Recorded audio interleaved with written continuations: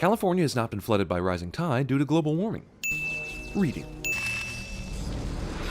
Never leave your car during a lightning storm. Robot ass. Even Terminators have to soak in the LA atmosphere before they commit murder. Hey, my turn! Bill Paxton is, by no stretch of the imagination, Johnny Rotten. There's no way any of these dudes wears something Arnold-sized. 12th, May, Thursday. May 12th, 1984 was a Saturday. Worst padlock ever. No way the guy we chased over chain-link fences walked up some stairs. Let's just leave this assault shotgun unattended near rambling vagrants. Man from future knows what a payphone is and how to read a phone book. Blatant disregard for traffic laws. Hey, that's the same name Kyle pointed at in the phone book. What would Kyle and the Terminator have done if she wasn't in this phone book? A robot who knows his manners. This address was not in the phone book and is eerily similar to the gun store address. Once again, Sarah Connor brutally shot to death in her home this afternoon. News reports random woman's murder within seconds of it happening. The smog in LA actually improves in the future. Fire hazard. First, I'm gonna rip the buttons off your blouse one by one. This is funny and all, but Ginger's boyfriend knows she has a roommate, right? He's just gonna launch into phone sex at the first hello? A one-day pattern killer. I hate the weird ones. Oh, this cop prefers your run-of-the-mill serial killers. No, I keep getting an answering machine. Well, we saw her check her messages a minute ago. Isn't the point of answering machines to leave messages? Especially messages that contain pertinent information, like, hey, some crazy dude is killing people named Sarah Connor. Call us back. Also, if the police were worried that she was in danger, wouldn't the answering machine always picking up be a red flag? Send someone to her address already. Same I am befuddled by these newfangled answering machines. Sarah Ann Connor was pronounced dead at the scene in her Santa Monica apartment. No matter where she is, Sarah just happens to be near TVs that are playing news broadcasts about her dead namesakes. Payphone supervisor. Excessive postcoital snack. This is the terrible flaw of the find them in the phone book system. He's shooting the wrong woman. If Sarah doesn't call while he's here, he thinks the job is done and goes out to do robot cocaine and cyborg hookers to celebrate. Ginger, this is Sarah. Pick up if you're there. I'm a... Worst timing ever. Sarah keeps her student ID card lying around in a drawer for Terminators to find. This cyborg is a racist. Best timing ever. That's a well-placed Ford Pinto. Traffic laws go out the window again. Infiltration unit. Part man, part machine. Underneath, it's a hyperalloy combat chassis. A car chase is a wonderful time for exposition. Can you stop it? Instantaneous acceptance of a completely ludicrous premise. Always load your shotgun before using it as a blunt instrument to rig a car. The ever-careful Kyle Reese starts up the car before checking to see if there's a cop car with flashing lights on behind him. Despite the fact that Sarah and Kyle were looking at the Terminator's police car when they stopped, and the cops drove up immediately after, no one saw the cyborg get out of his car and run away. Also, the Terminator crashed and said, "Oh, the cops," and ran away, instead of getting out of the car, blowing away Sarah, and then running away. Also, the Terminator crashed and said, "Oh, the cops," and ran away. The 600 series had rubber skin. We spotted them easy. But these are new. They look human. Nothing dead will go. Cyborg, if it's metal. Surrounded by living tissue. You're basically saying that an unfeeling, unthinking time travel device that only works with living tissue can be fooled into sending metal back in time. Most of the records were lost in the war. Skynet forgot the internet. Skynet knew almost nothing about Connor's mother. Her full name, where she lived. They just knew the city. Skynet had no records of Connor's mother, but they took a wild guess and guessed she was from LA just because. I'm a friend of Sarah Connor. I was told that she's here. Could I see her, please? No, can't see her. She's making a statement. This cop has almost nothing resembling an intuition. In technical terminology, he's a loon. They teach you this in your third year of criminal psychiatry courses. Suppose you know who the father is, so I won't tell him to get lost when I meet him. Or the Wait, I don't want to know. Writers craft a fiendishly convenient way to protect that whole free will thing. Leather jackets and soot protect humans from decades of nuclear fallout. Dogs are still racist in the future. Damn! And so are movie writers. No, I can't tell you where I am, Mom. I was told not to say. I am worried sick, dear. Okay, here's the number. Sarah blows everything because of mom worry. I gotta go. I'm sorry I can't tell you more right now. Like where my weak spot is. Screw the end cap on. Very gently. That might have been a good thing to say before putting the explosive in her hand. Even as a war for humanity rages, there's always time for coitus. Also, Kyle f***s John's mom. A dog barking is all the proof Kyle and Sarah need to get the hell out of the Tiki Motel. Also, f***ing Sarah Connor. I guess it's possible Kyle and Sarah jumped out the back window even though there's no evidence of hasty escape, but then they'd have to have run completely around the Tiki Motel complex and hope there was someone starting their car at this exact moment and hope the Terminator hadn't already figured out they weren't in the room and gone back out to kill him. Artificially sped up footage is used to make this look much faster than it is. Advanced intelligence makes no effort to shoot out tires. This truck driver doesn't see a human-sized shape on a well-lit road and then decides to honk his horn instead of slowing down. So traffic laws are more like guidelines? Kyle sees the hope of the human race being chased by a tanker truck and then decides to put explosives on the truck anyway. Robot bitch slap. You're terminated. Man, Sarah is extremely confident that this button she can't even see on a machine she has never worked before is going to do exactly what it ends up doing. Man, how lame to be conceived by a subordinate officer. Am I right? Who calls who sir in that relationship? Will it affect your decision to send him here, knowing that he is your father? God, a person could go crazy thinking about this. Right? I mean, isn't this a paradox of Terminator-like proportions? We're not saying we based this on the Outer Limits episode called Soldier, but we were scared enough to give him some cash and partial credit. Good day. Just in case you confused it with Los Angeles 2029 BC. Movie saves some money by creating post-apocalyptic playground scene out of B-roll footage of regular old Los Angeles school system playgrounds. 3 billion human lives ended on August 29th, 1997. Asshole YouTube channel from 18 years in the future scolds movie from 1991 that this didn't happen. Also, asshole YouTube channel from 24 years in the future scolds movie in general for its narration. I guess this is the point, but these humans look woefully unprepared to fight a war against machines. Like, so much so that I'm curious how this war even lasted this long. The second was set to strike at John himself when he was still a child. Why not try to go back to, say, 1983 and try and kill Sarah again? Or go back to the exact time Sarah was being sent to a mental institution and John didn't have foster parents. Skynet's timing is awful. As before, the Resistance was able to send a lone warrior, a protector for John. That's another thing. Why can't Skynet send a Terminator secretly back in time without the Resistance knowing about it and sending their own? Why can't Skynet protect or guard the time machine? If there are two time machines, how does the Resistance know that Skynet is sending a Terminator back in time so that they can send one to the exact same time? This kind of electrical bullshit attracts a single cop and no one else. Every woman in this bar thinks, man, what an amazing specimen of muscles and male nudity, instead of, man, I better make sure I have my pepper spray ready. It's at this point of the bar fight when I've seen a guy get a cigar put out on his chest, a pool cue break over his neck, and see two people get thrown multiple feet in the air that I might decide fighting isn't the best thing for me, and maybe I should just let the naked man have what he wants. But not in the movies. Awesome pan-up shot of him in all black leather, but damn, police response time in this part of town must be bordering on criminal negligence. This is really funny, but why does a Terminator need fucking sunglasses anyway? Again, Time Machine finds an amazing place to send somebody without being seen by lots of people, and perfectly places the T-1000 near a cop so he can take this dude's car and identity. Why doesn't the Time Machine find John Connor? The T-1000, which cannot be beaten by average everyday weapons, decides it needs to hide and sneak up on the cop in order to win this fight and get what he wants. By the movie's own admission, T2 is set in 1995, which means John should be a 10-year-old kid, but he's a definite teenager being played by Edward Furlong. So take that, mathematics. Your foster parents are kind of dicks, huh? Actually, she asked him to clean his room, and he revved the dirt bike engine so it would seem like he couldn't hear her. So John is clearly the dick in this relationship. Also, Second Ben from Growing Pains grew up to be a bad influence. There was a guy here this morning looking for him, too. What? So John was gone in the morning for whatever reason, came back to the house to work on his bike, and Schwarzenegger still couldn't find him? Where the hell is he looking? And why didn't he just camp out around the house? Please insert your stolen card now. How does this machine work? Does the ATM send information back through the card to his pin-stealing computer? That's total bullshit. If not, couldn't this machine just detect the pin without sticking it in the ATM? Wouldn't that be a better way to do it and not draw attention?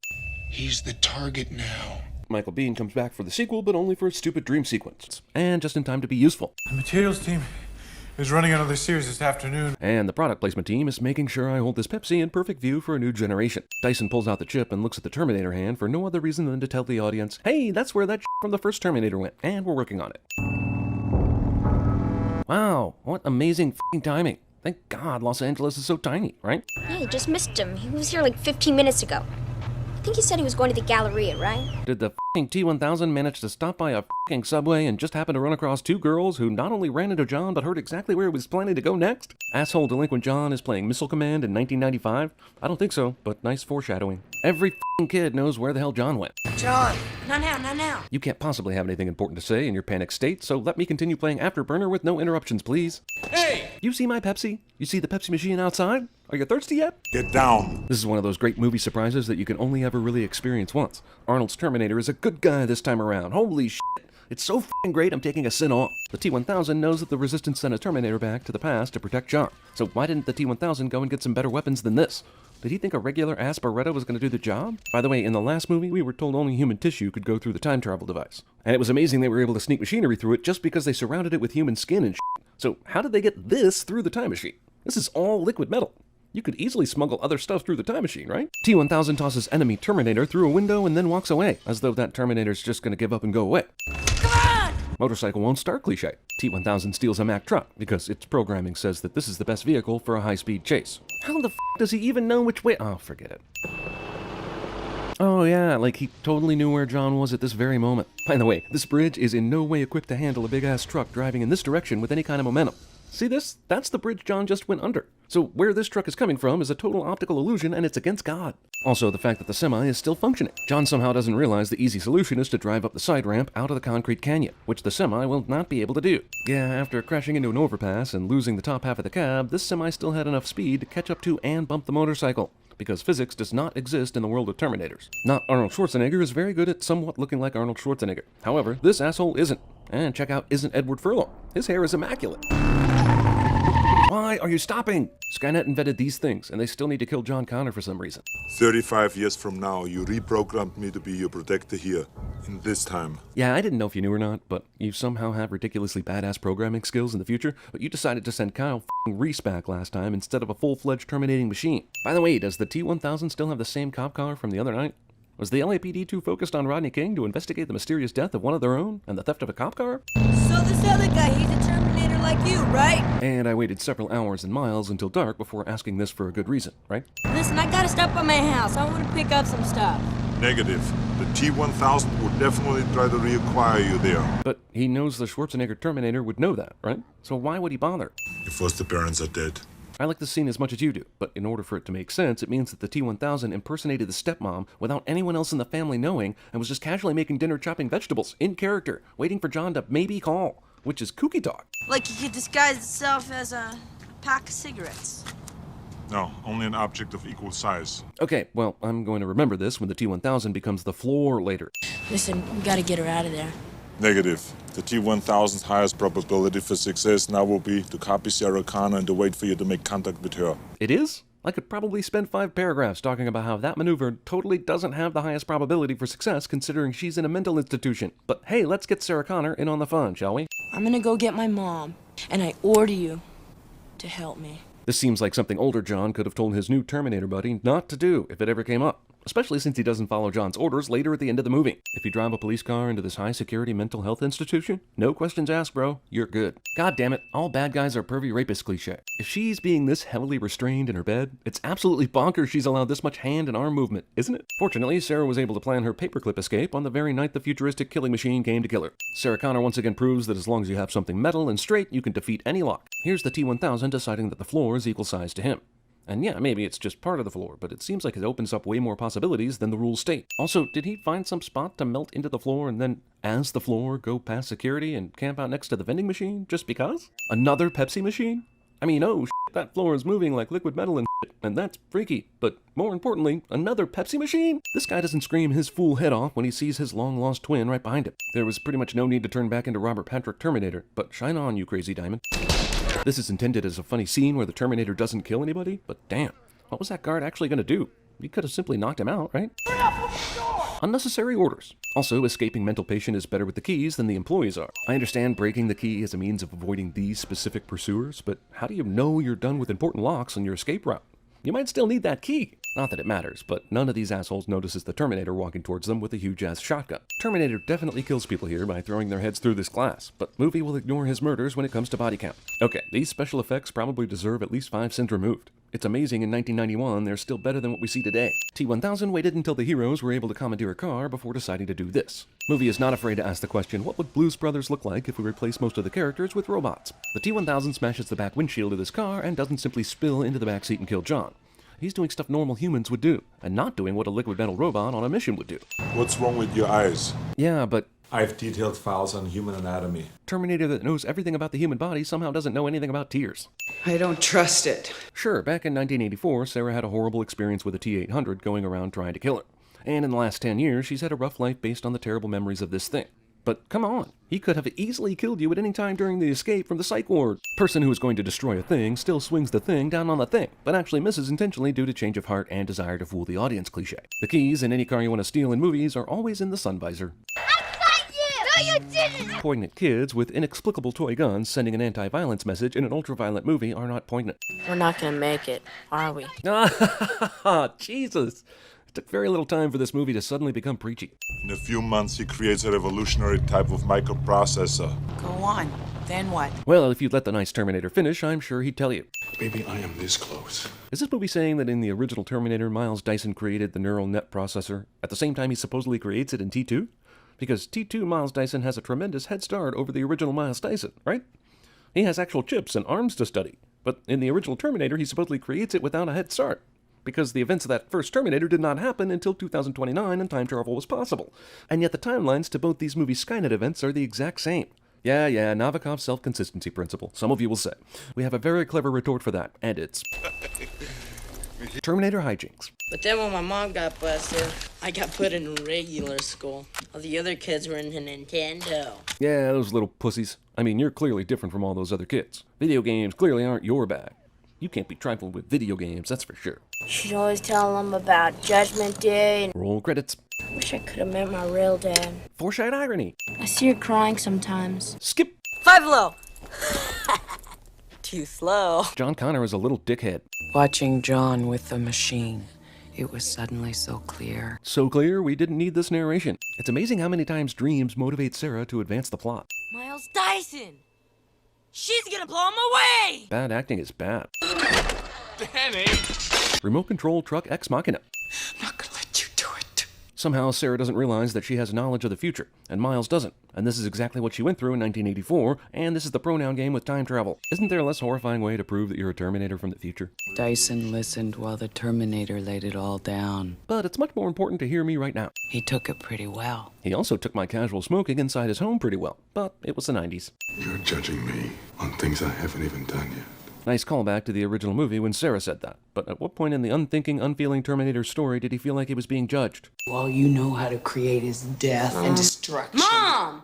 We need to be a little more constructive here, okay? I was just about to say skip, and surprisingly, John Connor did it for me. We have to destroy all the stuff at the lab. What's your plan after you do that? Are you going on the lam with your family? Or do you hope no one notices you were at the lab the night everything got destroyed? Luckily, he dies. The future, always so clear to me, had become like a black highway at night. This movie, so futuristic and cool, had become like a hard-boiled crime novel with its narration. Of course, the teenage hooligan's ATM hacking device also acts as the perfect Cyberdyne Systems security hacking device. Cyberdyne scientists decorate the lab with a floating brontosaurus, for some symbolic reason I don't give a shit about. Even though Dyson and everyone is long gone, this trash can fire hasn't destroyed simple paper yet, so that the T-1000 can look down and see what it is. I truly do believe this is total nonsense, that the T-1000 decided to waste time driving out to Dyson's house. Yeah, we heard Schwarzenegger say something about him anticipating this move, but it's so far-fetched it's ridiculous he'd entertain it. We'll blow those with the C4. You have C4, and you're bothering to individually destroy all this other stuff? Why? So you can waste time waiting for the cops and the T-1000 to show up? Terminator puts a lot of faith that no one will do something stupid when he blows up this car and ruin his perfect no-casualty record. Terminator casualty counter leaves room for the possibility of fractional casualties. We got Skynet by the balls now, don't we? We got Skynet by the balls now, don't we? Even if you alternate and share the gas mask, wouldn't one of you ultimately get gassed? Keys are always hidden in the driver's side visor cliché. Not that I have any idea why Terminator from the future even needs keys, but whatever. Sarah Connor runs through all the gas, unaffected, because she too is a Terminator, I guess. Thankfully, this door spontaneously opened upon the truck swerving, even though it did not. T-1000 is awesome at being liquid metal, terrible as hell at being a detective or being remotely timely. Don't bother shooting at the tires or anything, assholes. You see, this is some shit he could have done when he was chasing them in the station wagon, and this movie would have been over an hour ago. But no, this movie has to go and entertain us for another hour. Jeez. Chopper's coming in! It's him. How the f*** do you know that? T-1000 also doesn't aim for the tires, because that's just too damn hard. Whoa, movie cuts from Chopper's nose totally smashing into the truck to a shot where the chopper is definitely crashing, but has an almost completely intact front end. Sure is handy for our heroes that the first truck the T-1000 came across to chase them with is a liquid nitrogen truck, which will ultimately freeze and smash him. There are still people working here at the steel factory this late at night? Man, they must have a horrible union. Hasta la vista, baby. Knowing what he knows about the T-1000, this is ridiculously stupid for the Terminator to do. Why didn't he just pick him up and throw him into the molten steel? Not to mention, suddenly he's cracking one-liners. Now it's fortunate for the T-1000 that the final crash landed everyone at a molten lava factory, so that the liquid nitrogen's effects will be neutralized. Man, this movie's events are largely coincidence-driven. The T-1000 says, oh, okay, you're incapacitated. No need to finish this job. The Terminator hand is stuck in the gear for future assholes to find it, and they somehow forget this. And this is exactly what happened in the first movie. T-1000 decides to walk like a horror movie villain instead of running, giving Sarah a chance to save John. Call to John now. Is this guy programmed to be a torture bot? One of the tricks he showed he can do early in the film is perfectly imitate someone's voice. He does not need Sarah to call to John. He could kill Sarah and do it himself. He even does her voice here in a minute. But we're buying time for Arnold to save the day, so T-1000 waits until it's dramatic enough to kill his inferior predecessor. Terminator Jesus. I think we can just simply call this alternate power ex machina, which is as literal as an ex machina gets. Also, you're telling me that the T-1000 doesn't know his predecessor's ability to reroute and come back to life? John! We know this later to be the T-1000 pretending to be Sarah, so why doesn't he just go in for the kill already? He spends so much time on the trick, he forgets his main objective. For whatever reason, the T-1000 didn't kill Sarah when he decided to become her. He really started to develop a heart at the end of this movie, didn't he? What, did he have an Edward Furlong teaching him personality too? And now the lava factory comes in handy for the heroes. Terminator 2 Coincidence Day. I need a vacation. Hearing the Terminator say stuff like this is pretty funny, but how did he learn phrases like this in 2 days? Basically, John had to teach him this line, but it doesn't sound like something John would teach him. And the chip. Which somehow didn't fall out of your pocket this whole time. You must lower me into the steel. I'll forget that there's another piece of me stuck in a gear right now. Don't worry, they can't possibly make any more Terminator movies after this. By the way, not that I blame them, but the cops really took the day off after Cyberdyne, didn't they? Nobody showed up when the steel factory needed help because f*** the steel factory. If this works, John Connor doesn't become a resistance fighter anymore, and he never runs into Kyle Reese, and he should be fading away like Marty McFly at a high school dance right now. Either that or he's going to have to find the dude who invents time travel and give a really good reason for Kyle to go back in time. Hero sacrifices himself to not save the world cliché. Because if a machine, a Terminator, can learn the value of human life, maybe we can too. Nope. 46 seconds of logos. The future has not been written. God damn it. They tried to murder me before I was born. Actually, it was when you were 10, John, but you definitely looked 13, and I'm totally with you. I've erased all connections to the past. That doesn't sound possible. Also, fingerprints and shit. F*** you, kid. This is brave product placement for a beer. Are they in some way acknowledging and symbolizing how many deaths this product is directly and indirectly responsible for? It's not a Terminator movie if we don't see what could be future footage of the machines wiping out humanity.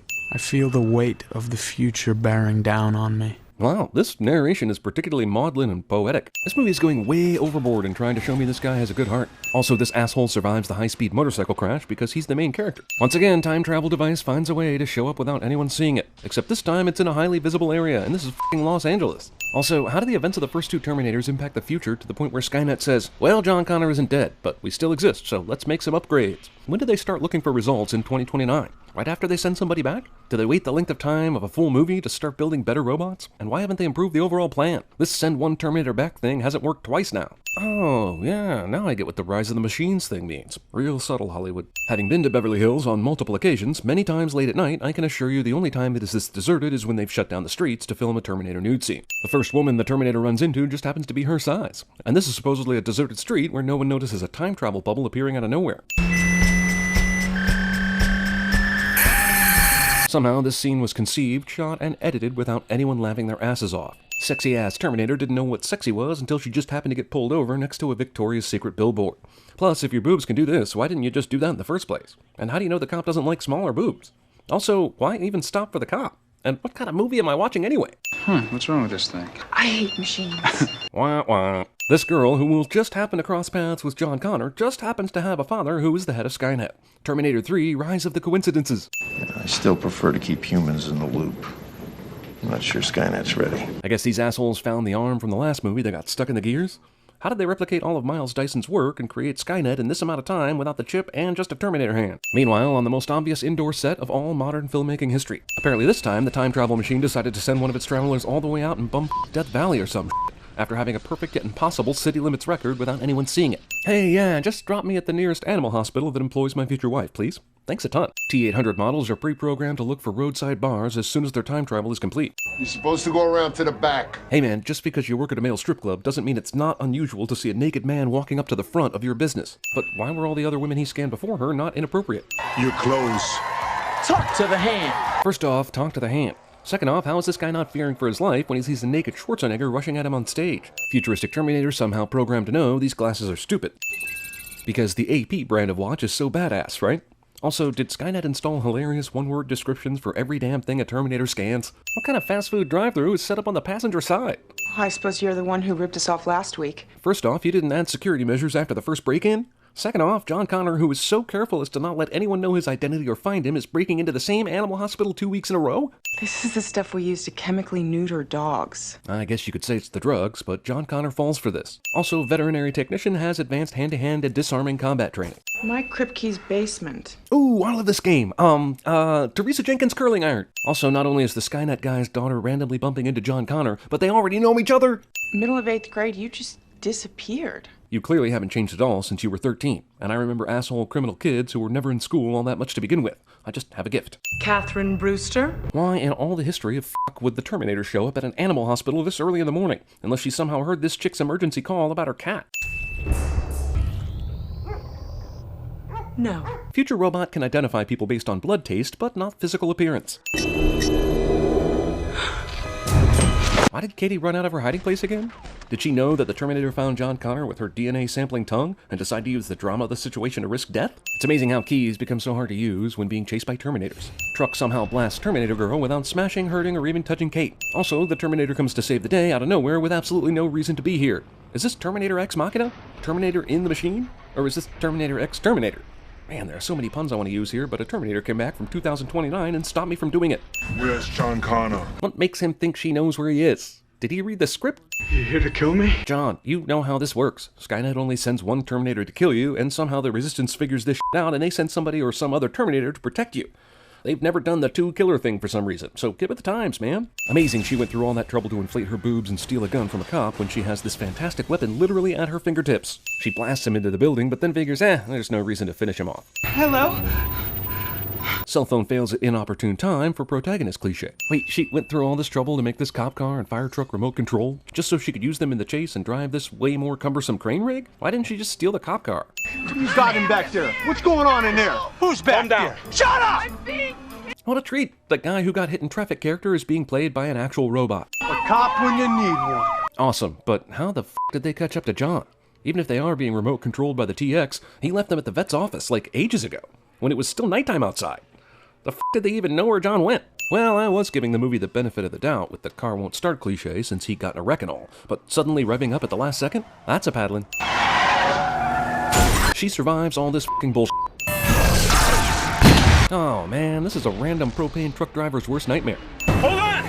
Hold on to what? The thing that dogs usually hold on to when they're back here? Man, this Terminator chick really hates LA. Finally, somebody shoots the tires in these movies. And I guess they gave this T-800 an upgrade since he didn't know to do that in the first movie.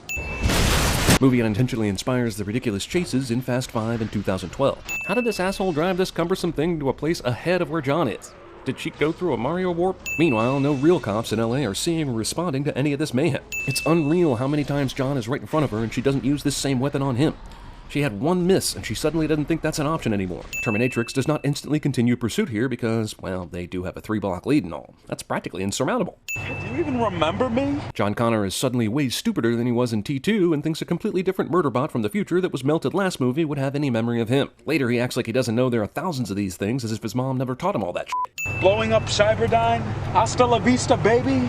Ring any bells? Well, of course it doesn't. But John brings up an interesting paradox. Since the events of T2 actually did change the future, and everything happened later than usual, did Skynet still send a Terminator back to 1984 and 1995?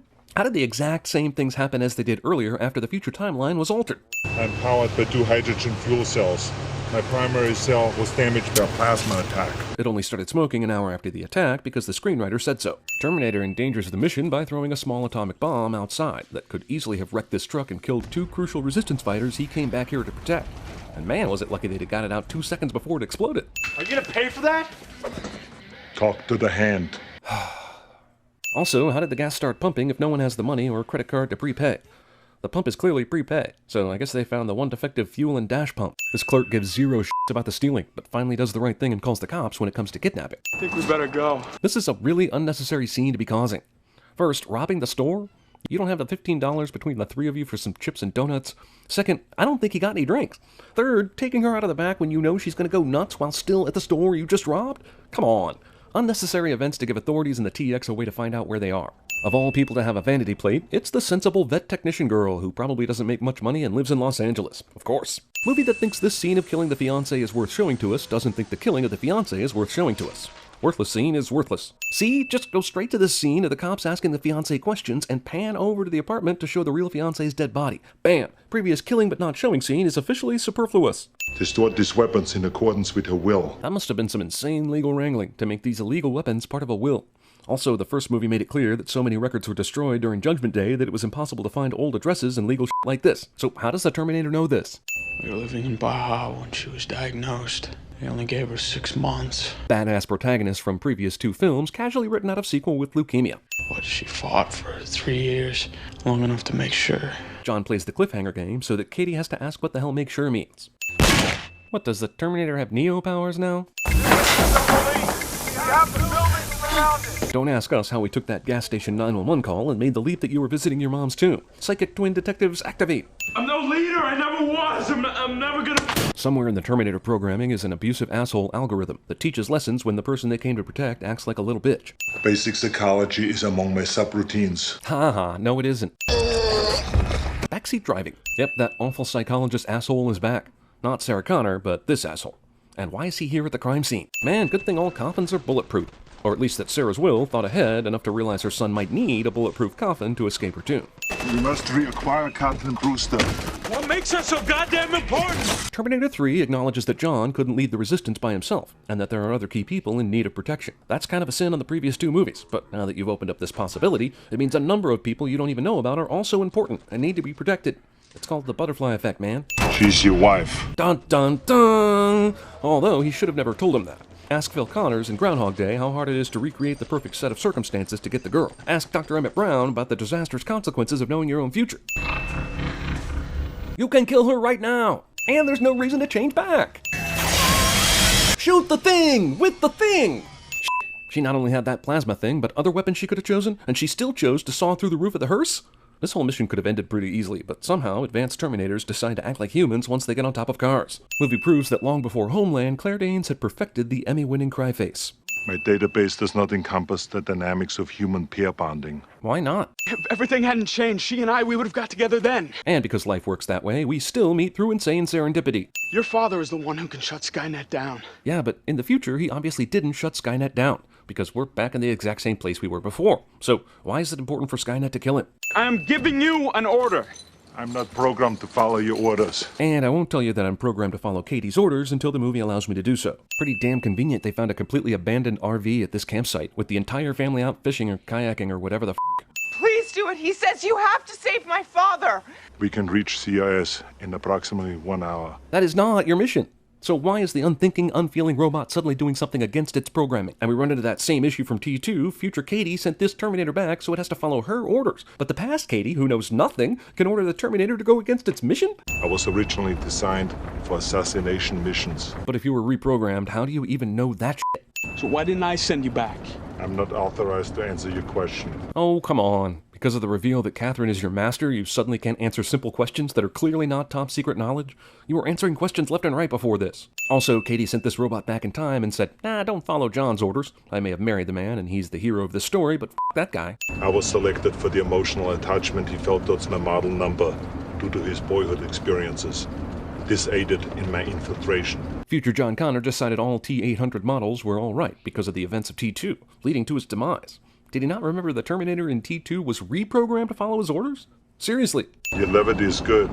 It relieves tension and the fear of death. Whoever reprogrammed this guy was an asshole. Daddy! Hey, what are you doing here? It's not a Terminator movie if they don't try and fool us with this impersonation bullshit. Also, the timing of all this is freaking amazing. First off, the T-800 John Connor and Katie had to make it past security without anyone knowing. Secondly, the Terminator is way ahead of those two just so that Katie's dad can freak out about seeing his daughter get shot, and the movie can reveal it's not really her. Thirdly, the TX wasted a lot of time f***ing around with the Terminator prototypes rather than just fulfilling her mission to kill Robert in the first place. Daddy! Get away from me! How did you know anything about the situation when you weren't even past the doorway yet? Watch out! So you guys' plan was to storm into the room, shoot the TX in a manner you know to be ineffective, then scream watch out and hope that saves Dad's life? She'll be back. Wah, wah. In 1 hour, it will initiate a massive nuclear attack on its enemy. It's amazing when computers decide to play coy with information, almost pronoun game-like, for the drama. Terminator 3 rips off the Ed 209 from RoboCop. Yeah, totally makes that gun-dropping moment more intense to have that, of all things in this movie, shot in slow motion. Red envelope. Well, that's a folder, but you just got shot, so I guess folders and envelopes can be confused. Jesus, how long did it take her to walk to this area? She was doing nothing. They were in that office for a long time. Come on! The Terminator went into a battle zone without checking his f***ing ammo? Get the f*** out of here with your lazy-ass action sequence writing. Jesus. Movie that spent a whole speech earlier about how there's no way the T-800 could beat the TX shows me a fight between the two where the T-800 spends the first half of the fight kicking the TX's ass. The TX is so vain it forgets to be observant. Swirlinator. The Lady Terminator burns the T-800's face with his flamethrower, and yet, here it is, just slightly burned instead of completely melted off. Entire robot takeover here at Skynet headquarters has been done with the Ed 209 robots, but now that it's time to up the ante, here are the killer mini-jets we teased earlier in the film before things got violent. Early hunter-killers have the weakness of T-Rexes in Jurassic Park. Run, assholes! What? You remind me of my mother. So let's get married. Oh, God. She's coming. Movie decides not to show me the coming. Powering up. How are these computers willing to obey John Connor with Skynet taking total control of all the machines in the world? Why do these manual switches work at all? How did John know turning this conduit thing on would be a good idea? How the f*** did he even know what it was, or how to turn it on? All the dying dad said was that the particle accelerator would lead to the hangar, but suddenly John is a particle accelerator expert. Also, while I'm on the subject, why in the f*** does the Skynet headquarters, where all the computer hacky shit and militarized robot sentries are stored, also have a particle accelerator on the premises? And perhaps most importantly of all, why does the particle accelerator lead to the airplane hangar? Just die, you bitch! Just die, you bitch. What? Her dying father never said anything about taking this emergency exit ladder. He literally said, The particle accelerator leads to the runway. Not the particle accelerator leads to the emergency exit shaft that leads to the runway. There's my father's plane. I trained on it. Veterinarian is suddenly trained pilot because of this drive-by exposition. Also, Skynet was destroying everything they perceived as a threat, but managed to leave this hangar completely unbombed. Get away from me! This Terminator was reprogrammed to kill John, but apparently is still loyal enough to John to warn him about it. What kind of bullshit reprogramming is that? After the back of the truck, I shouldn't be surprised she survives this just fine. You are about to fail that mission!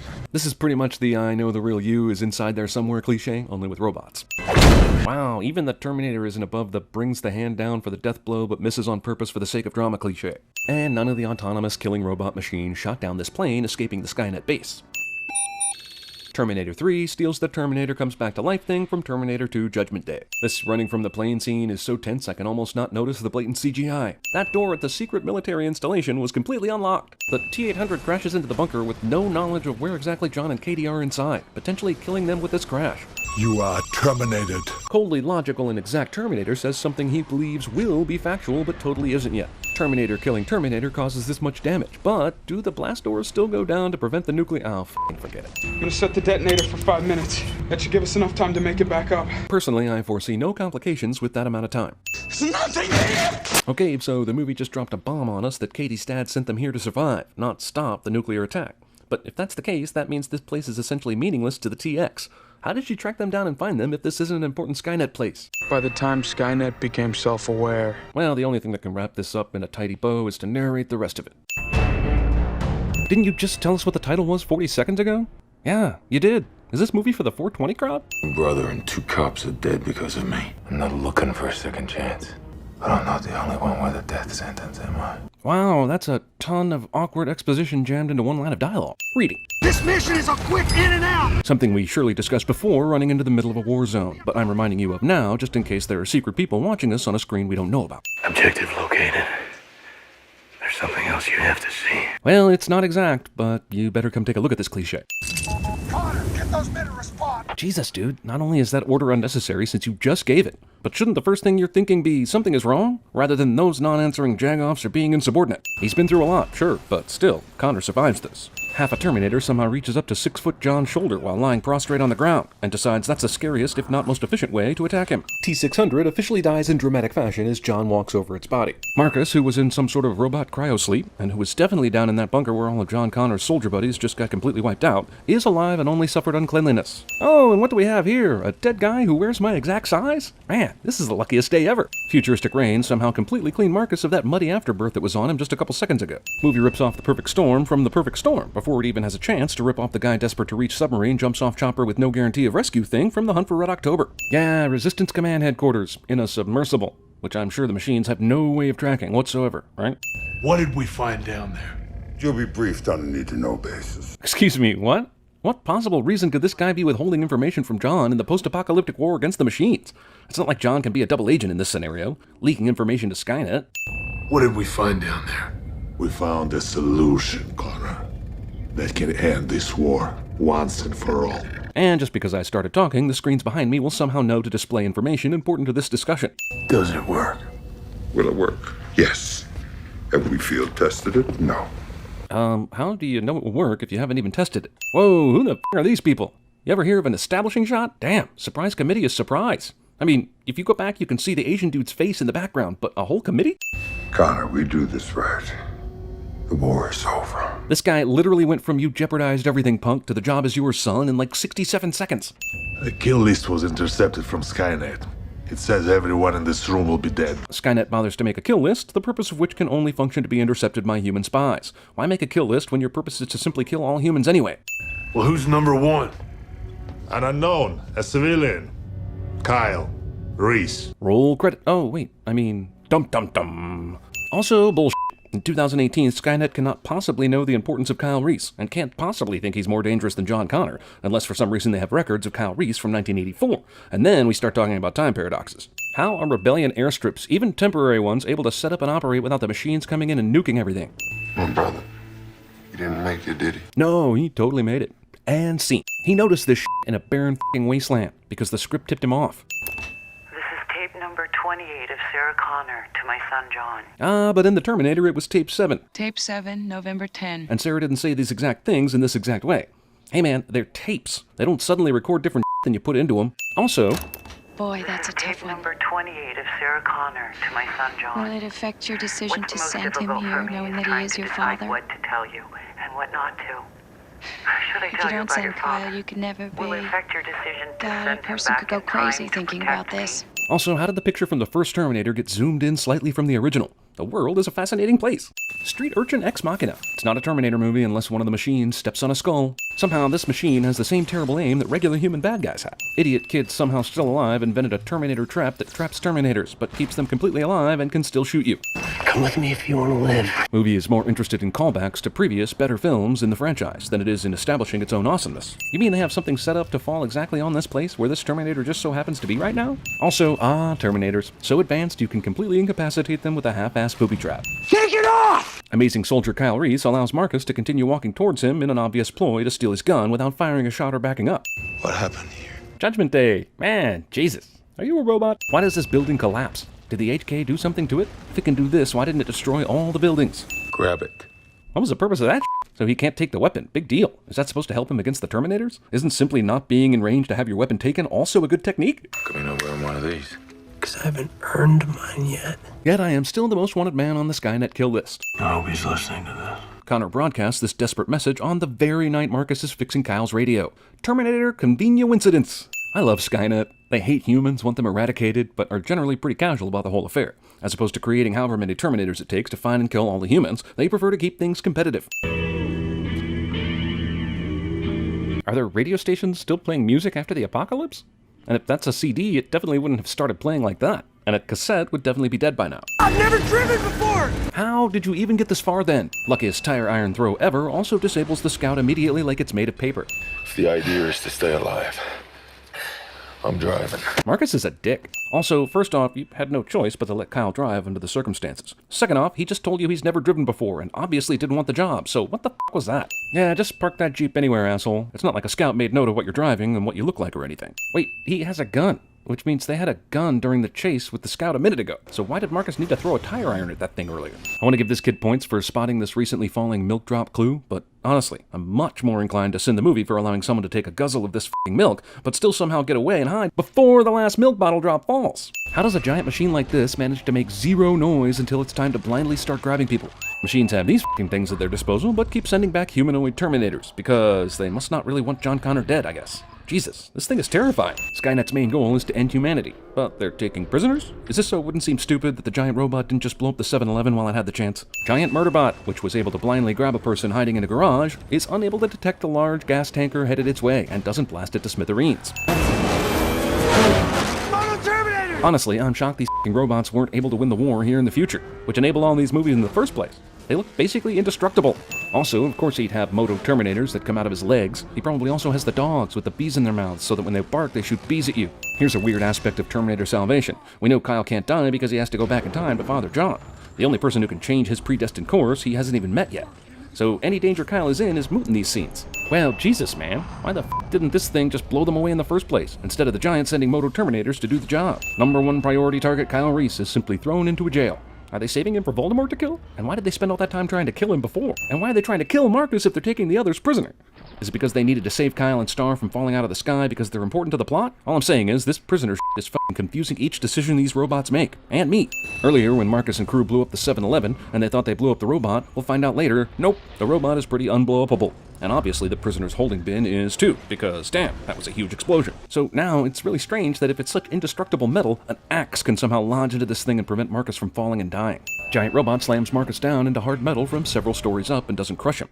And yes, I know he's a Cyberdyne robot, but this is more than enough to crush his ass. They've never come this deep before. They're looking for something. This statement makes it sound like the humans are not only holding their own, but dominating this war. If the machines are too scared to come too far inland and shit, right? How the f*** is that even possible? Evasive maneuvers now! This order comes 10 seconds too late for the pilot who just died. It's got a lock on you. Break off. This seems like the kind of sloppy dialogue someone might write who doesn't know how signal locking works. Well, that sure as looks like a machine city in the distance here, which means this line about the machines not wandering this far inland is even more interesting, given that they are setting up shop literally 1.5 miles from inland. Test the signal. Pray it works. What the f***? Fade to black? Is this a goddamn TV show? That is the most commercial break-like moment I have ever seen in a movie. Jesus f***ing McGee. What's your name? Sure, that's really important right now.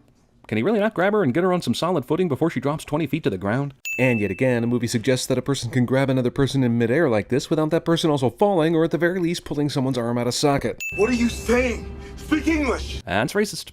They're gonna kill us.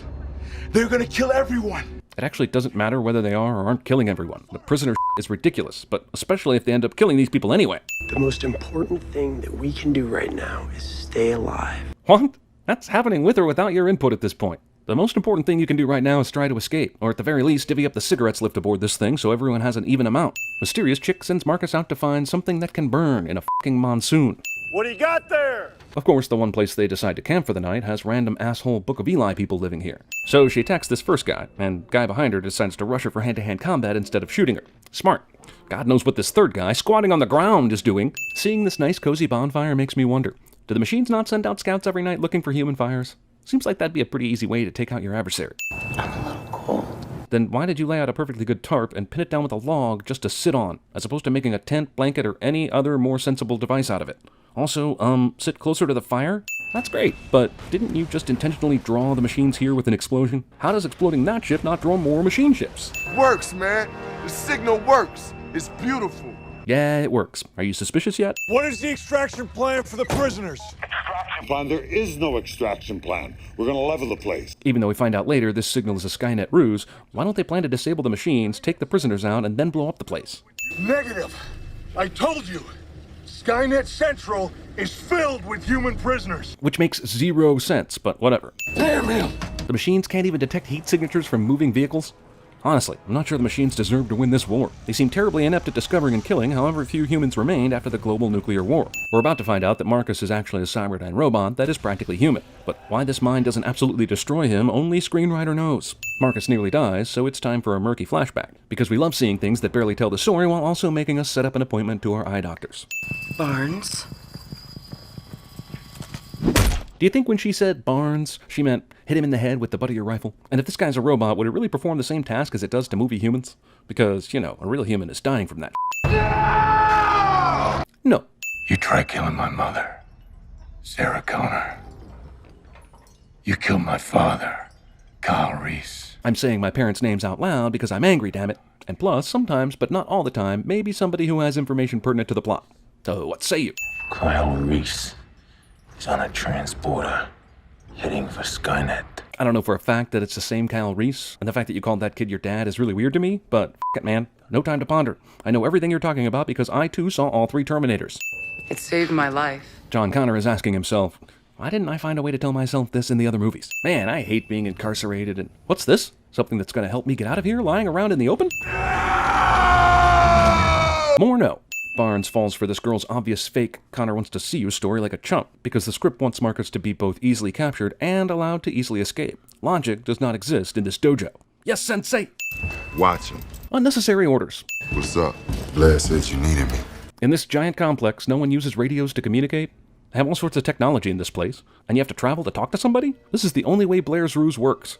Partway through this minefield escape, everyone involved in the making of this movie forgot that it was a minefield and it just became a field escape. Yeah, she did the thing and blew a few of them up, but nowhere near all of them. Well, just going by what I see in this helicopter pursuit of Marcus, I think I now understand why the humans have yet to overthrow the machines. Stormtrooper aim. After 324 bullets, John finally runs out and has to change guns. I would write something about him sacrificing himself to save John, thereby proving his worthiness to the cause and propelling the plot, but honestly, I'm much more concerned with how he got here that quickly without anyone noticing. I can get you in. Hell, look at me.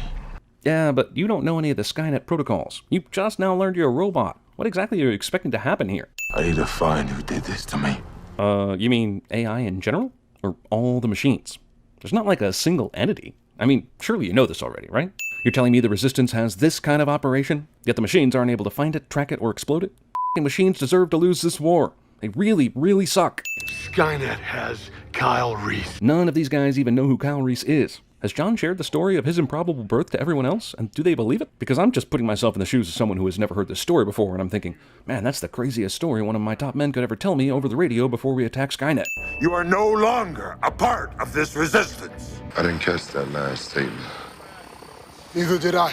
Soldiers disobey orders to still follow soldier recently relieved of command because of his obvious moral rightness cliche. Command is going to ask you to attack Skynet. How is he broadcasting to all soldiers without command hearing this and cutting him off? Oh, f***ing forget it. If even one bomb drops on Skynet before sunrise, our future will be lost. Sorry if I'm being a vague bastard, but I don't have time to give you the details of why that statement is true. What should I tell your men when they find out you're gone? I'll be back. And also, we're going to need a bigger boat. No, wait, tell them the flux capacitor makes time travel possible. They'll understand. Moto Terminator somehow doesn't see this obvious trap. Are all these cars supposed to have been abandoned during the nuclear holocaust? Because if so, why are they all still intact?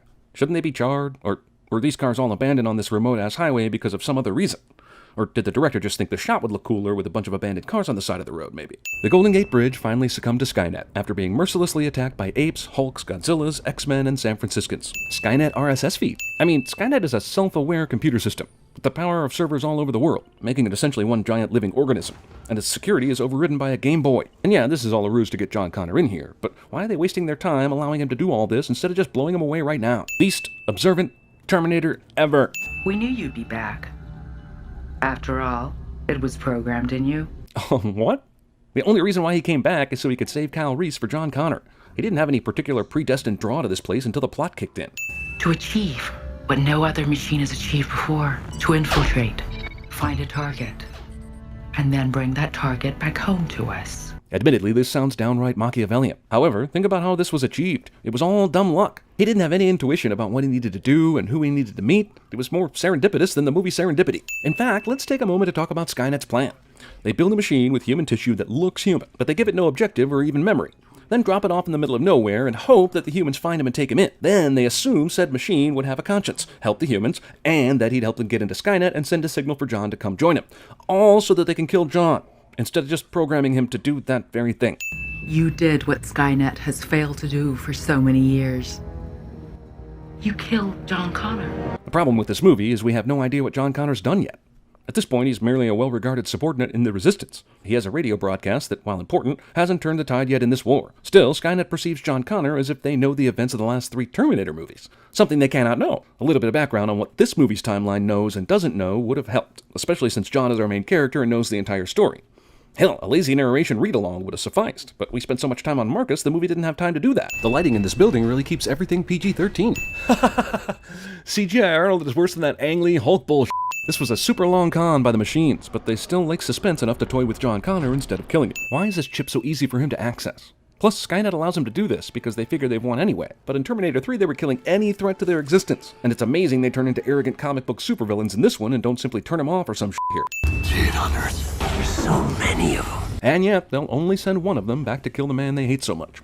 Also, it's a wonder any humans are still alive after this, no? It wouldn't be a climax of a Terminator film without the hero fighting one of the robots in some sort of factory with flames all around it. You know, we saw the earlier T-600s being born, basically with guns ready, but none of the T-800s are. And it's not like they're going to send all of them back in time, so why is that? Plus, so many fiery places to throw John, and it decides to phone it in and go with the I've got you, so now I'm going to randomly throw you somewhere plan?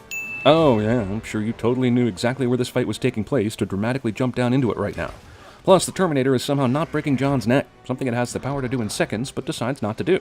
Remind me again, why is there only one of these things in a factory devoted to making these things, chasing after John? Once again, Terminator doesn't seal the deal with another robot it's fighting and decides not to throw Marcus into the molten steel just to be sure. Does Skynet really not have air defense systems at their main base? The Resistance makes this look easy. Somehow this Terminator is still going, despite the fact that 1990s era molten metal killed both a T-800 and a T-1000. Guess this molten metal here in this movie just isn't hot enough. Oh wow, good thing these pipes shoot coolant that can definitely stop a Terminator in its tracks if you happen to be in this very situation.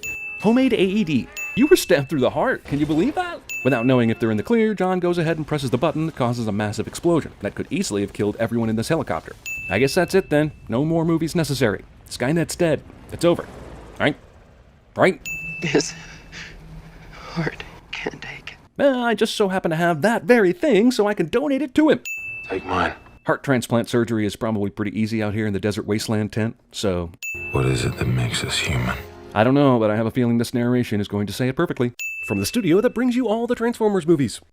Before they died, my parents told... Jai Courtney narration. Also Jai Courtney. The Golden Gate Bridge isn't being attacked by primates, supervillains, or Godzillas in this scene. On August 29th, 1997... Somehow, history ignored what happened in the other Terminator movies and just settled back on August 29th, 1997 as Judgment Day again. At this point, the Terminator franchise is in such a time paradox that Biff Tannen married Hermione Granger in Stephen King's best-selling novel Rose Madder and the Goblet of Fire Starters. It decided all humanity was a threat to its existence. Why? Humanity's no threat to the machines? The Matrix knew this. Why didn't Skynet? They could have just used humans for cheap slave labor and Golden Gate Bridge gets destroyed by something cliche. And yes, I did just sin both sides of that thing. So? Or worse. Captured and put into camps for extermination. Efficient machines capture humans first, and then put them in a camp where they'll eventually be killed, instead of just killing them on the spot, moving on as a true machine would do. You know what would have been more awesome than this? A Terminator. Then, someone waiting to save a small child from a Terminator in a sewer busted in to save the day. And then one man found me. This movie spent its first 5 minutes on everyone already knows. He's gonna lead us to crush Skynet. This narration is still going on after 5.5 minutes. All these assholes, and they're gonna send just one of them. Couldn't the other 100 at least guard the time machine? Clearly outmatched Resistance will still have soldiers after all this shit. Movie saves money by employing 1984 Arnold Schwarzenegger at his bargain basement price at the time. It'll rip apart anything not encased in living tissue.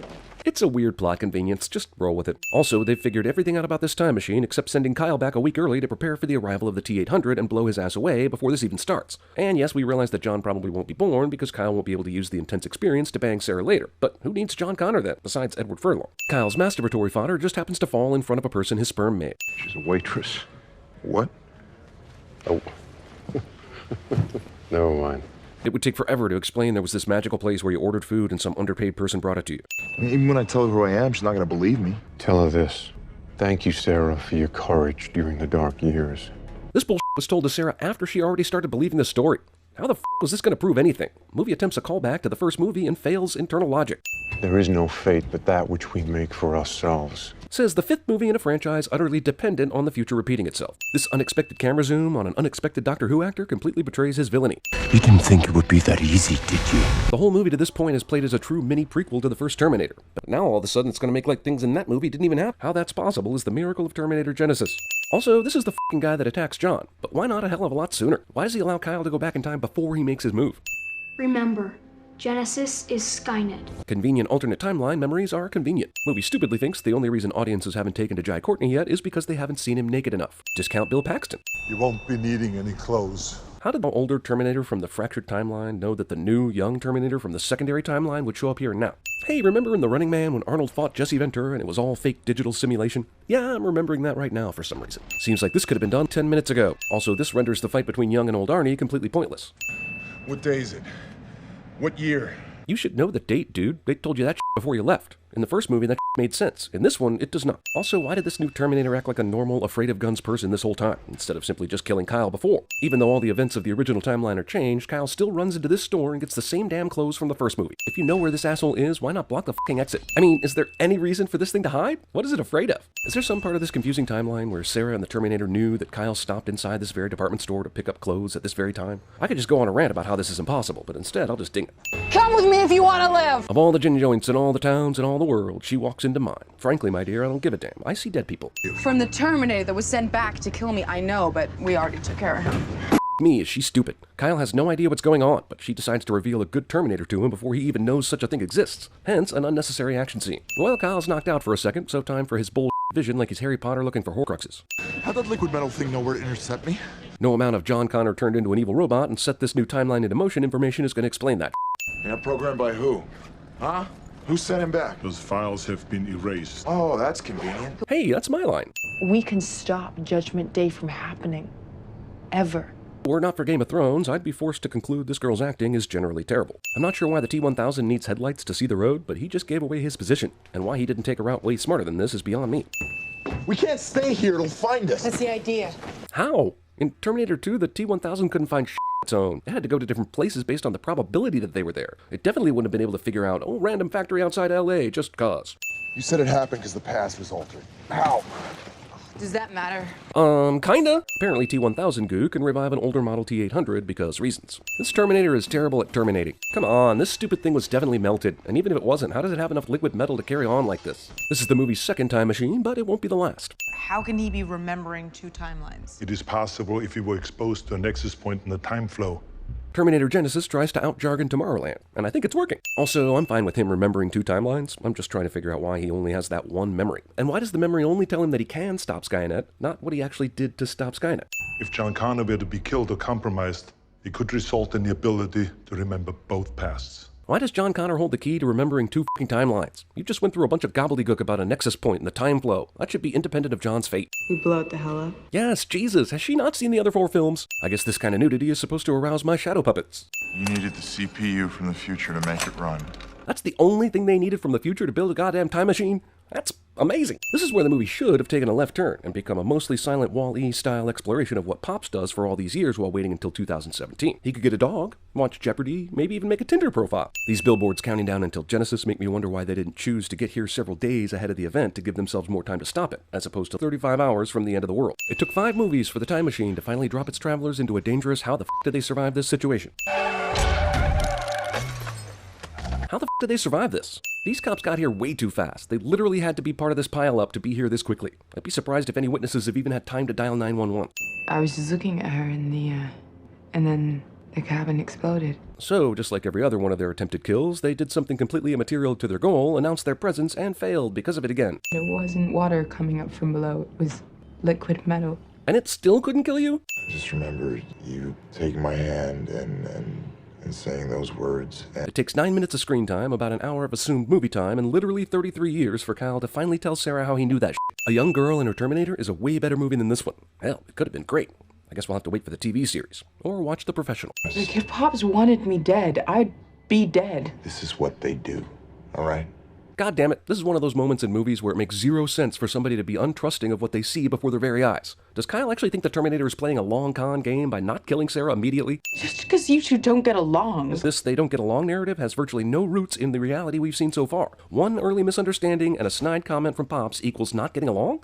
They've known each other for like 3 hours. Genesis does everything. My phone will link to my tablet, will link to my computer. How is this any different from what current gadgets and teenagers are capable of? Oh, Terminators are coming, everybody! He hasn't aged. Not a bit since I saw him in 1984 or 2. You saw her from the counter you were hiding behind? In movies, law enforcement always seem to allow 2 people to run at each other in what is a clear tactic to escape. And don't think me holding on to you naked meant anything, because it, did not. I figured it out. This movie was written by James Cameron's 8-year-old niece. How'd you end up in 2017? Oh, the same as you, Dad. John, who has never once referred to Kyle as his dad, casually calls him Dad, like they've had that kind of relationship before. And don't give me that he's a Terminator now, so that's why bull either. Okay, so Pops was proved right about shooting John. Why is he standing around letting the guy talk? Why aren't they running? Why isn't he shooting? Goddamn time-traveling robots covering up their goddamn tracks. Knew it. You know, we rarely take a sin off for a movie this bad, but J.K. Simmons in that line is good enough to take one off. See, I'm not machine, not man. I'm Machine Man. Skynet realized the one reason it always lost. Me. You mean it was their plan all along to turn John into a Terminator? That renders all the other stuff we've seen in franchise history moot. Of course, I'm still wondering if Skynet has a collection of Terminator Blu-rays in their offices and they're basing their whole plan around those. I was sent to 2014 to safeguard Skynet's creation in this time. But nobody else, because sending one guy has always worked for Skynet in every possible instance. I'm ready for movies to find a new wowee technology and move on from nanobot. It's no longer even a little bit impressive or interesting. Also, this movie just made John Connor the villain and is actually proud of itself for that.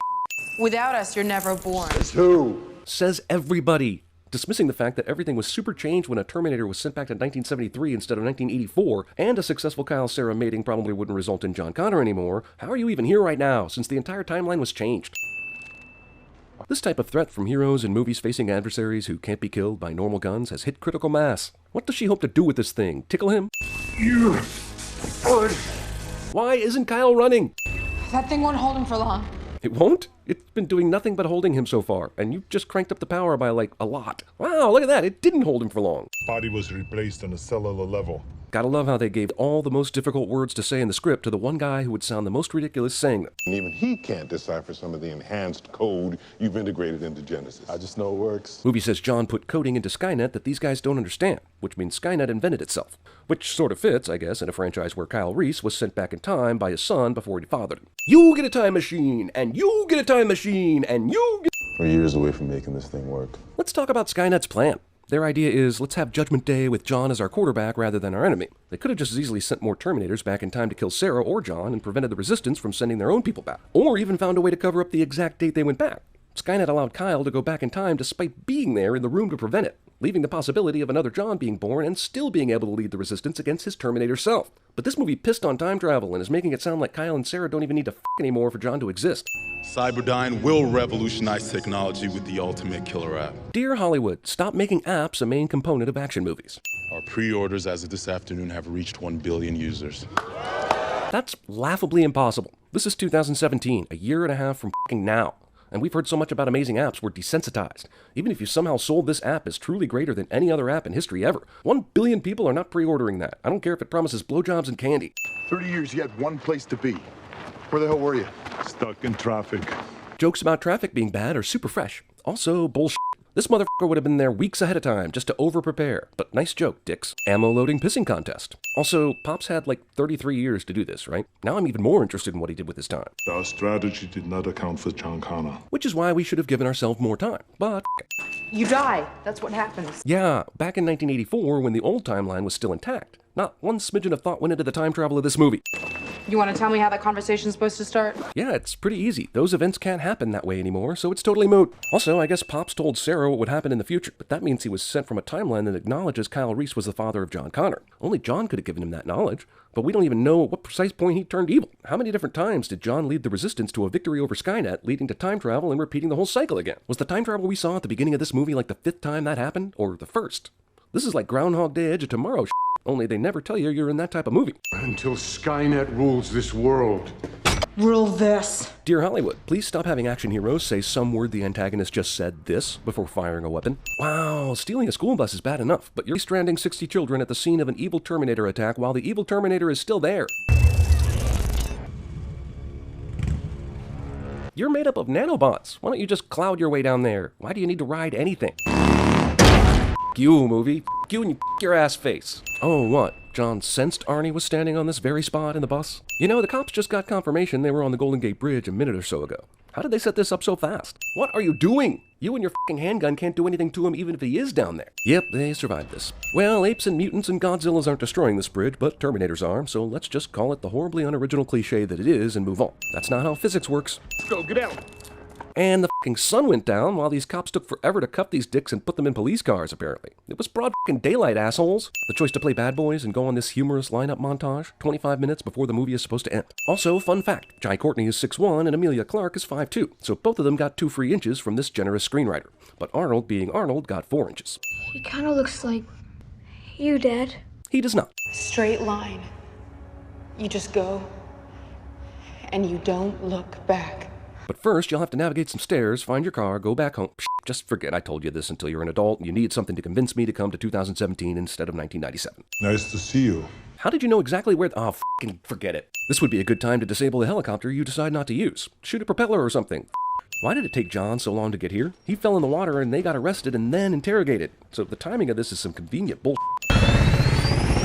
Do helicopters work like this? F***ing what? They just left him standing on the roof of that building, and 20 seconds later he's not only taken off in that other chopper, but defied the laws of physics to catch up with them? I wonder, is there a chance this movie is an elaborate psychology experiment to see how much bullshit people will put up with? Hey, let's shoot this big gas truck. I'm pretty sure there's no way innocent people are going to die from this maneuver. Did he forget his new directives? He's getting on us! That's what you get for choosing the slow helicopter. I'll be back. You f***ing dicks have no idea what fans of the Terminator franchise actually like about the films, do you? Terminator Velocity. False alarm. Does it even matter that John reports a false alarm when there should have been hundreds of witnesses to the flaming wreckage that just fell from the sky a minute ago? Somehow taking out John's helicopter caused the heroes to arrive at the destination after John Connor did. Of course, that's only because they managed to take him out literally on the front porch of the place they were going to. I know who you are. Discount that little girl from Resident Evil Apocalypse. Follow me. By all means, don't do anything that might keep John from getting out of this mess. You really think he can't get out of this? I was able to infiltrate the work crews in this facility. Amazingly, I didn't set up charges years ago that I could use to blow this place up anytime I wanted. Only the magnetic quantum field is complete. You mean John, who is basically Skynet from the future, couldn't figure out how to make the time travel machine work yet? That's not how security works. I realize there's electricity involved, but it seems like this stake thing has pinned him in place for way too long, considering how powerful he is and I was able to program your voice and handprint into the biometric security system. Skynet is already pretty much self-aware at this point. They allowed this Terminator to program Sarah's voice and handprint without raising any red flags. What about that? Is it dangerous? This reminds me that earlier the T-1000 was able to revive a T-800 with some of its liquid metal DNA. That might have been a cool idea to explore. Alas, it was just a reason to make one scene possibly more exciting and to Ex Machina Arnie back to life at the end. If he can do this, then why did he have to do this to get out of the helicopter blade situation? 40-some-year-old T-800 will now go toe-to-toe with the Terminator so advanced it might as well be Megatron from Transformers Age of Extinction. You know, in hindsight, John Connor really turned out to be a shitty Terminator. Jesus, guy, just shoot all the projectors already. The John Connor Terminator is a video game boss that you've defeated twice in the game already, but when you meet him for the final battle, suddenly has new attacks he didn't use before. You are nothing but a relic from a deleted timeline. We don't know exactly which timeline yet, but maybe the sequels. How does John not hear this shit? It's in the same room. How many shells does that fucking thing hold? Anyone who loves me, they die. Anyone who loves me, they die cliché. It's not a Terminator movie unless somebody's fixing a motorcycle. Are they approaching him without even consulting his parents? I like her. Say, you wouldn't have a picture of her somewhere, would you? This touching scene of Kyle on Kyle dialogue is brought to you by how the f*** are Kyle and Pops even still here? They destroyed Skynet, which means neither of them was ever sent. Oh, f*** it. Just get to the credits already, will you? It was over. I hope so, but I bet not. But one thing we know for sure. The future is not set. Except that it is. Every one of these movies tells me the future is not set, only to have its sequel tell me it is. I'm done with you, Terminator movies. I'm cutting you off. You're dead to me. Bullshit and credit sequence sets up a sequel that no one who sees this movie will want. Also, what Avengers comic book am I going to need to read to figure out what this is? Movie thinks that by cutting back and forth between T2's Linda Hamilton and a surplus of logos that we're going to forgive the 80 seconds it takes to ramble through this and movie is very wrong. Reruns. There once was a future in which humankind was hunted. Terminaration. Why the are these assholes coming out of the ocean? Is there some advantage to sending your army of Terminators through the water? Wouldn't that slow them down just a little bit? How far do these robots have to travel before hitting the beach? Also, why are there so many skeletons and on this beach already? Do humans keep setting up camp at a beach cemetery? God, I would love to know what kind of information Skynet gave the Terminator in this case. Yeah, look on a beach in 1998 Guatemala. Records show the Connors were living it up there, throwing caution to the wind. The only thing remaining after Judgment Day was the receipt at the bar where John got his Fanta Orange. We're very lucky to have it. Once, I saved 3 billion lives. But I couldn't save my son. Okay, so then did the machine ignore you? Why did the assassin machine look like the Terminator from T2, only this time he was evil again? Why is the Terminator walking directly into the ocean after doing murder? Mames. Ya sé. Guy making out with his girlfriend can't tell the difference between a happy oh my god and a concerned oh my god while making out cliche. She kicks all the ass here and the camera cuts so much I didn't get to see anything good. Also, Mackenzie Davis isn't terminating me in this scene. Don't thank me yet. Aren't there a lot of unconscious cops she could try to compare sizes with before taking this guy's clothes? Let me get this straight. In the future, they learned time travel, but they didn't learn where exactly they were sending you? And what about timing? The woman he needs to kill just left. Why couldn't Skynet, or, Legion, send this guy an hour earlier? I see Danny and her brother both work at the factory of sibling proximity convenience. Riding bikes in factories. Grace, despite having a head start over the Rev 9, shows up at this factory late, despite stealing a car and having all the advantages to get to Danny first. And not only that, they show up at the exact same time. How's the game?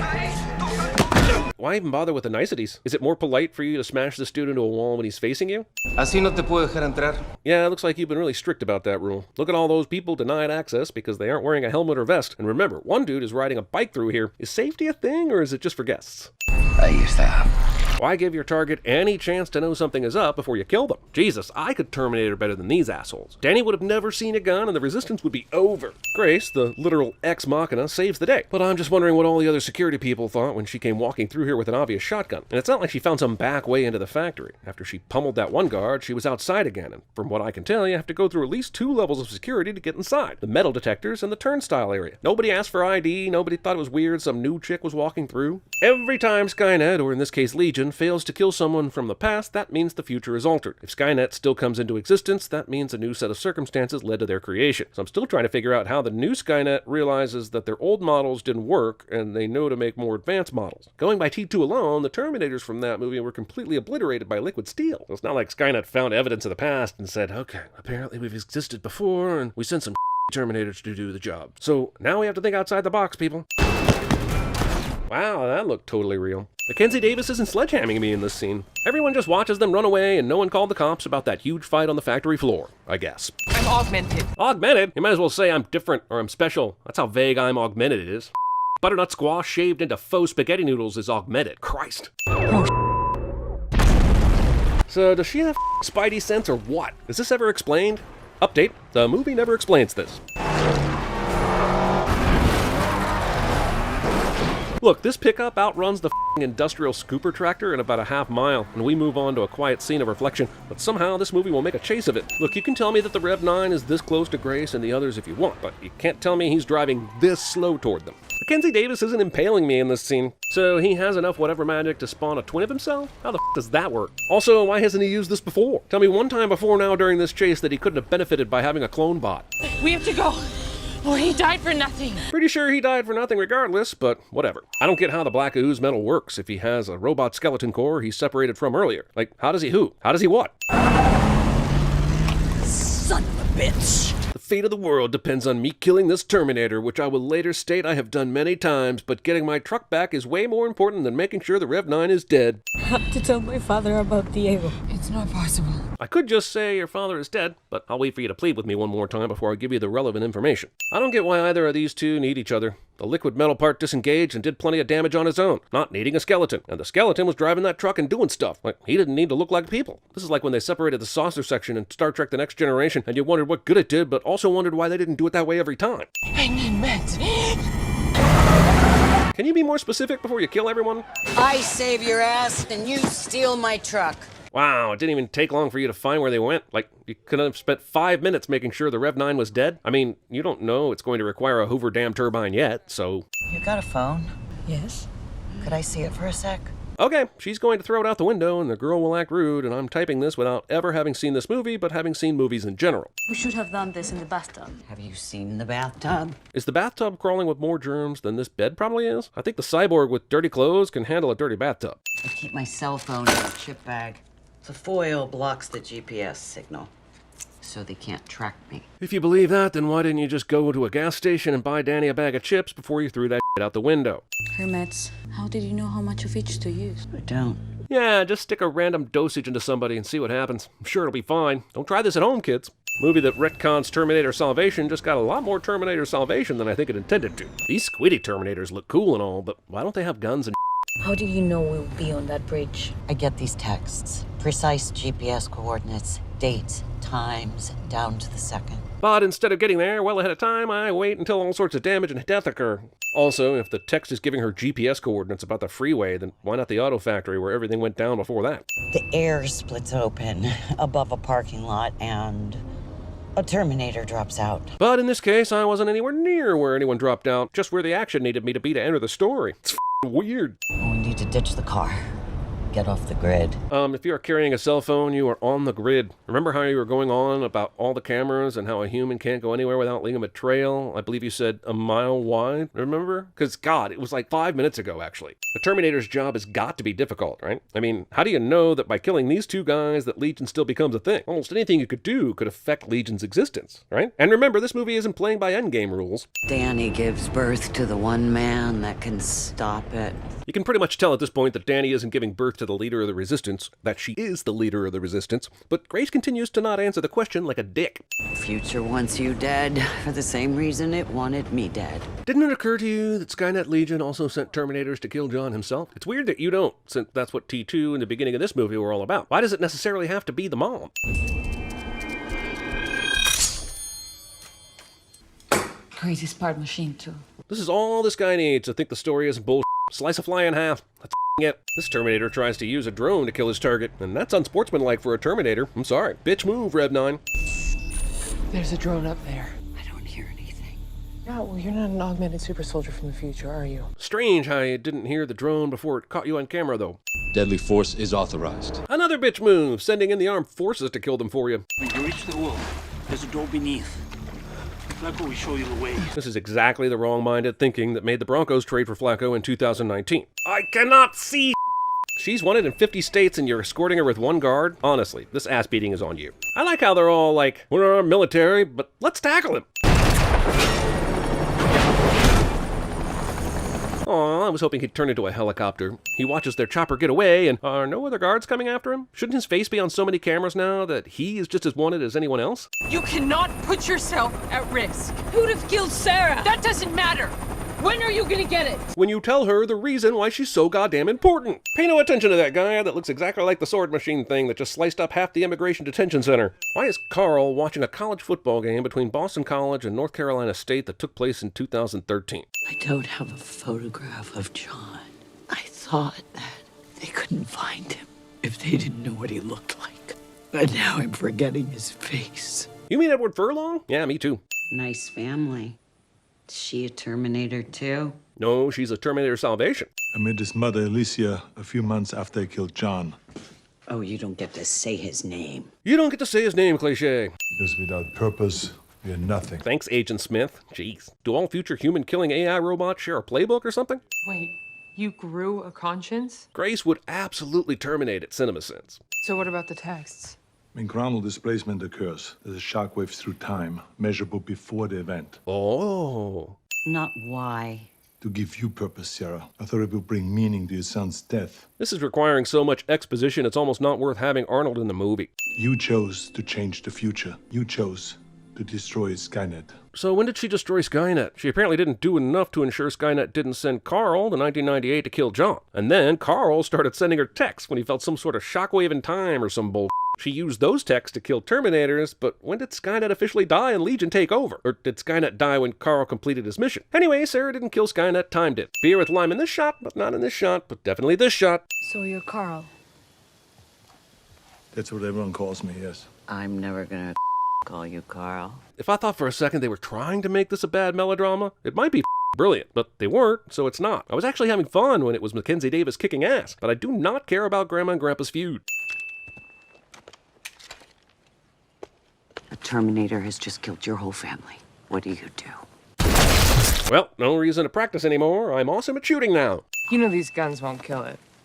They'll only slow him down. According to your description of its capabilities, our best option is to secure a military-grade energy weapon. You're just now talking about this. Like, as soon as he showed you the weapons locker, you should have been like, this totally won't work. And Carl here could have figured this out after you told him about the Rev 9. But sure, let's waste time shooting watermelons. This is as good a place as any to sin that this movie actually expects the audience to believe that a Terminator not only turned good, but also married a woman that has for years not realized he isn't human. And that's some shameful I won't be back. Oh, man. They could have called this Terminator groan and boredom. Also, gee, I wonder if he will make an epic sacrifice to save the day, which is exactly what he did at the end of Rise of the Machines, even though this movie says that movie doesn't exist. Hell, T2 even sees him sacrifice himself for the greater good. So just know that's coming, if you didn't already. Can't spell mom without M&Ms. They missed their chance for that one. You're welcome, M&M Mars. You know, Sarah, I don't commit treason for just anybody. Wow, what did Sarah do for this guy to get him to deliver an EMP to her? We have no idea the history between these two, and it seems just downright false that he's risking his neck for her. If it was the psychologist from the first two Terminator movies, it would be more realistic. Rev 9 gets a military-grade helicopter, and all he can do is pull out a gun and start shooting at the building. This mother couldn't find one with some rockets on it. And this is the first time he's even using a gun since the auto factory. It's all been blades and this whole time. Now he has a gun. What an asshole. Okay, you made me laugh. I'll take a sin off. Look, I know it happens. You can't fault the characters for trying to get the EMP just like the script tells them. The EMP would have made beating the Rev 9 easier and this movie shorter. But you know what else could have made the movie shorter while also providing the necessary difficulty this movie so craves? Not even bringing up the EMP in the first place. Ah, Greg Sestero. You saved me, and you raised me, and you taught me to hope. So in a way, Grace is the future child of Danny, but it's Danny herself that is the leader of the Resistance, which is exactly what I told you earlier. So the movie gets another sin. You are the future. I believe that Danny is the future. Also, let's talk about Legion's plan. They decided to go back 22 years to kill Danny, but why this particular time frame? In 1984, killing Sarah Connor before she gave birth to John made sense. In 1995, trying to kill a weirdly older than 11 John Connor made some sense. Why not try to kill her when she was younger? This would have been easier if she was 8, right? Sorry I didn't tell you this before, but you told me that the Danny I'd meet in the past couldn't handle it. This is such bull. This is the I didn't tell you because I wanted to protect you cliche in different clothing. The Danny we've seen in this movie ran into her boss's office and yelled at him for replacing her brother with a machine, which signifies strong leadership qualities. She was the mom of her family. How did future Danny not remember that? This reason is such bullshit, I'm adding 5 cents. The Rev 9 continues to find military vehicles that don't have any rockets on them, making him have to smash out windshields and attack in ways that are less efficient. It's the most curious bullshit in this movie. This movie saw Spider-Man Homecoming's dark and confusing nighttime airplane action sequence and said, man, the only way to top that is adding a second plane. Why doesn't the liquid metal portion seep into the plane while his endoskeleton does the climbing? He could be in there right now laying waste to the future, but no, he has to make sure he makes this climb like he's Alex Honnold. Once again, Rev 9 only uses his blades and mysteriously has no guns now that he's fighting up close. You can't just smash this glass. We've seen you do it to 2 windshields in the last 15 minutes, and he somehow can't liquid metal into this Hummer? How does an advanced machine forget so much? The Rev 9 just now realizes he can do this. Vehicle falling out of a plane with a parachute. Both the Fast and Furious franchise and the A-Team did this already, and they had the balls to do it during the daytime. Okay, we've done old Arnold, old Sarah Connor, freeway chase, an airplane assault that would cream Bane's jeans, a gun vault, a training montage, a few F-bombs. What staples of the action genre are we missing? Hoover Dam. My God, Johnson, you've done it again. Also, this movie had 6 writers, and you can tell by how tropey and watered down and Hoover Dammy it is. So the parachuting Hummer landed in the exact same spot as the free-falling on-fire military cargo plane? That's not how physics works. Once again, Hollywood plays paper football with a giant vehicle. Touchdown! No one will be seated during the drowning of the Humvee portion of the movie. Also, you'd think a movie produced by the guy that directed The Abyss would have better underwater footage than this, but you'd be wrong. Come on, she shot Arnold 3 times in the chest in his living room and he didn't even flinch. But 3 times underwater through glass is enough to dislodge this more advanced mother. Movie doesn't John Wick 3 the bullets underwater, and that's just plain wrong. There's another weapon. My power source. Jeez, feels like you could have strapped a spare power source on Grace before she made the trip and just used it to kill the Rev 9 earlier. And yeah, I know about the rules of Terminator time travel, but still, we all know they could have figured out a way. This is pretty close to that magic sword that those assholes didn't use in Pacific Rim until it was plot convenient. I can't get through that door. I kind of wish Arnie had shown up after the women got the door open, or at least gave Grace the shot so she could open the door. The way he shows up here makes this whole scene seem like he's the husband who can open the jar of pickles. We make her stand here. This is our kill box. This wide open room with many access points that you aren't familiar with at all? Well, f it. Everyone's going along with her, so I guess they know better than I do. But this seems like a terrible last stand spot. Touchdown! I don't want to bludgeon a dead horse here, but why does Liquid Metal Guy need a skeleton? Why don't they always fight separately? This is like that button on Kit that tricked him out with all the fins and that made him supersonic, but then Michael only ever pulled it out at the occasional climax. What the Now throw the pieces in the turbine! Don't just look at them. Carl throws the endoskeleton into some on the second floor, because that's going to kill it. You got a perfectly good turbine here. Your CPU should have already figured this out. Movie has never explained why it would be better for his 2 distinct pieces to ever be one piece. But this Rev 9 is the stupidest robot since the Happy Birthday Polly asshole from Rocky IV. No! This is what I've decided to call the Yahtzee Shake-Up, where a movie does something surprising, maybe even shocking, and all the characters are knocked back by it, and the audience is compelled to lean in to see who survived and who didn't, and in what shape everyone is. Danny, This is what you sent me here to do. You mean pull out your power source to kill the Rev 9? You could have done that a long time ago. I mean, yeah, you would have had to wait until Danny was a confident ass kicker who believed in time-traveling robots, but that was ages ago. You could have given the power source to Carl, and he could have stuck it in the dumb mother. No. We both knew I wasn't coming back. Skip. I mean, look how small this power source is. You could have put like 40 of these in Grace and knocked that Rev 9 out in no time. Okay, maybe not 40, but certainly more than one. Carl! Wake up! That apparently worked. Arc. Oh look, Arnold did find a way to sacrifice himself at the very end of the movie, just as I suspected. What innovative. Such creative. You know, Power Source seems to be good at making the Rev 9's face all sparkly, but doesn't seem to be doing to actually kill it. It requires Carl to hold him down for this thing to finally work. Good job. Oh, you, dude. Also, she didn't hear that. Is she really going to walk away from this place without completely melting away these robot leftovers? You know Miles Dyson's son Cyborg is going to get his hands on these parts and make Legion or Skynet or the Justice League happen if you don't do something, right? Over 10 full minutes of credits for a movie where half the time it was too dark to see anything. Who are these f***ing guys? Die, milkface! Die, gas puffer!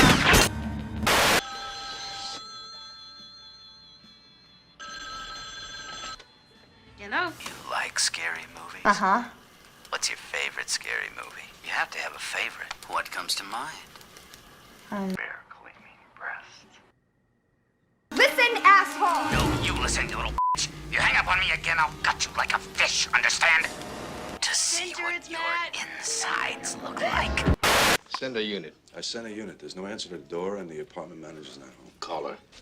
I just called her. Call her again. Run, bitch, run for your life, get some help!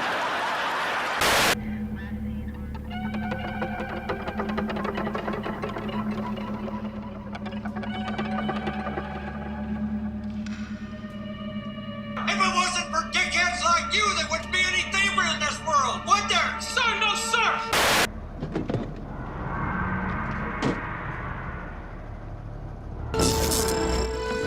It's a unit system. I know this. What don't you fucking understand? Oh, good for you! This is crazy. Kill Kyle Reset the future. No John Connor. Which happens, dads leave. No need to be a pussy about it. Here's what I need. It's not who I am underneath, but what I do that defines me.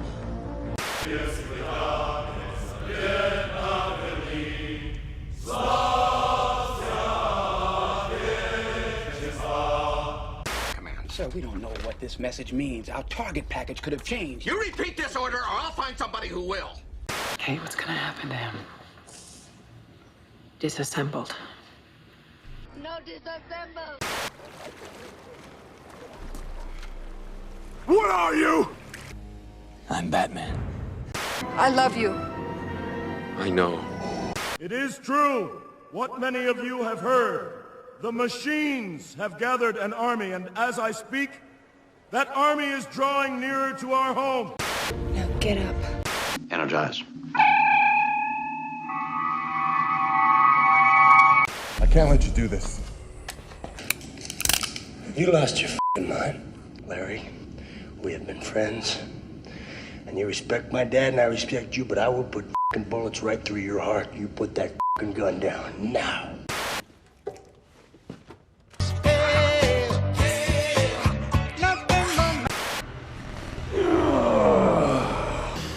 Anthony Perkins, Psycho. I won't let them hurt you. When you lie to me, I hurt you. His constituent parts could not have survived the blast. Well, that means there's only one thing left to do.